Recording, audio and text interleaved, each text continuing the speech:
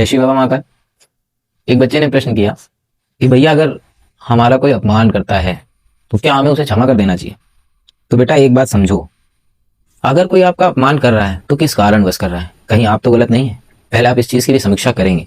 अगर आप गलत हैं और आप गलत होने के बावजूद भी अगर किसी को सता रहे हैं और वह आपके लिए कुछ गलत बोल रहा है या आपका अपमान कर रहा है, तो यकीन मानो आपको अपनी गलती मान लेनी चाहिए और खुद की गलती मानकर सामने वाले को क्षमा कर देना चाहिए। लेकिन अगर कुछ गलतियां जो ऐसी होती हैं कि माफी के काबिल नहीं होती, तब मेरा मानना है कि तब उस अपमान का बदला आपको अवश्य लेना चाहिए। अब अपमान भी समझो कैसा होना चाहिए। हमारे भारत देश के उद्योगपति हैं, ठीक है, वो पहली बार जब विदेश गए तो एक होटल में लिखा था dogs and Indians are not allowed. यह बात उनको अपमानित करी और वह अपमान उन्होंने वहां पे झेला और उसके बाद भारत आकर उनसे बड़ा, उनसे अच्छा होटल बना के रखा। तो अगर आप इस तरीके के अपमान को अपने जीवन में लेते हो जो आपको ग्रोथ कराता है, तो वो अपमान भी बुरा नहीं है मेरे हिसाब से। अब अगर आप मान लीजिए किसी भी जगह पर आपके पिता का अपमान हो गया, तो पुत्र होने के नाते आपका धर्म बनता है कि उनके लिए कुछ करें। लेकिन ये भी तो देखो कि पिता का अपमान किन कारणों हो गया। मान लो किसी ने पैसे के चलते उनका अपमान कर दिया, तो तुम्हारा धर्म पहला ये बनता है कि तुम इतना पैसा कमाओ, इतना पैसा कमाओ कि जिस व्यक्ति ने आपके पिता का गरीबी की वजह से अपमान किया है तो आप उनका स्टेटस हाई करो ना। लड़ने से चीजें सुलझती नहीं है, ठीक। अब तुमको एक बढ़िया कहानी सुनाते हैं अहंकार की ही। जैसे हो जाता है, सबसे गलती हो जाती है। जब गणेश जी का जन्म हुआ तो गणेश जी के अंदर असीमित तेज था, तो सभी देवताओं में इसको लेकर बड़ी चिंता थी कि तो वह चिंता लेकर शिव जी के पास पहुंचे और उन्होंने अपनी चिंता का कारण बताया और उन्हें बताया कि बाबा ऐसा है कि अगर गणेश आगे चलकर क्रोध करते हैं या गुस्से में आ जाते हैं तो यह सृष्टि के संतुलन को बिगाड़ देगा।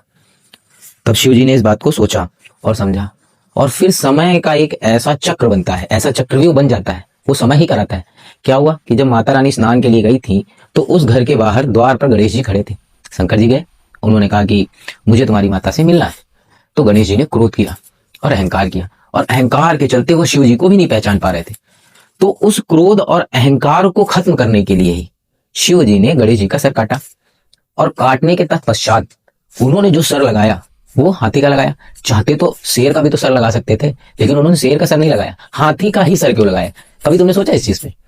हाथी का सर इसलिए लगाया कि वह समझाना चाहते हैं गणेश को कि सुनो बेटा, जिस तरीके से विशालकाय हाथी भी एक छोटी चींटी से हार जाता है, वैसे ही चाहे जितना बलशाली व्यक्ति हो, चाहे जितना ताकतवर व्यक्ति हो, अगर वो क्रोध और अहंकार करता है या गलत तरीका से मतलब जिंदगी को जीता है तो उसका वध निश्चित हो जाता है, ठीक। और उसके बाद देखिए क्या हुआ। सबसे विनम्र देवता अगर कोई है, सबसे करुणा निधान देवता अगर कोई है तो हमारे गणेश जी है कि नहीं है। मोदक प्रिय है, उनके बारे में कितनी कहानियां हैं, लोग पढ़ते भी हैं।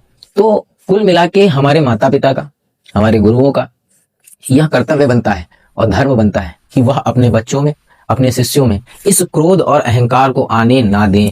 क्यों? जिस तरीके से गणेश जी के क्रोध और अहंकार से इस सृष्टि का संतुलन बिगड़ता है, वैसे ही हमारे देश के नवनिर्माता बच्चों के क्रोध और अहंकार से या गलत आचरण से हमारा समाज बिगड़ता है। और इस समाज को बनाना, बिगाड़ना, यह सब आपके ही हाथ में है। जैसे अब पूरी बात और समझिएगा, सरकारी पद जितने भी हों, आईएएस, आईपीएस, डॉक्टर, इंजीनियर, चाहे जितने पद हों, अब जब हम जाते हैं अगर वो हमसे घूस लेते हैं, ठीक, तो हमें बुरा लगता है कि बताओ ये तो सरकारी कर्मचारी हैं और हमसे घूस ले रहे हैं। कभी तुमने सोचा है कि वो सरकारी कर्मचारी भी तो एक स्टूडेंट था? अगर उनके गुरुओं ने और उनके माता पिता ने उनमें श्रेष्ठ संस्कार भरे होते तो क्या वो गलत पथ पे चलते या लोगों को परेशानियां देते? नहीं। इसीलिए मैं तुम्हारे बीच आता हूँ, तुमको समझाता हूँ कि हमारी जो अब की पीढ़ी होगी, जो हो गया वो हो गया, लेकिन जो नई पीढ़ी बन रही है, हम और आप हैं, हम ऐसा भारत बनाएंगे, ऐसा समृद्ध भारत बनाएंगे जिसमें हर एक बच्चे के दिल में अपने देश के प्रति प्रेम होगा। तभी हम इस तरीके के भ्रष्टाचार और इन कुरीतियों को समाज से खत्म कर सकते हैं। और मैं इसमें तुम्हारा साथ चाहता हूँ। तुम अच्छा करोगे, समाज अच्छा करेगा, आपके माता पिता का नाम होगा, आपके देश का नाम होगा।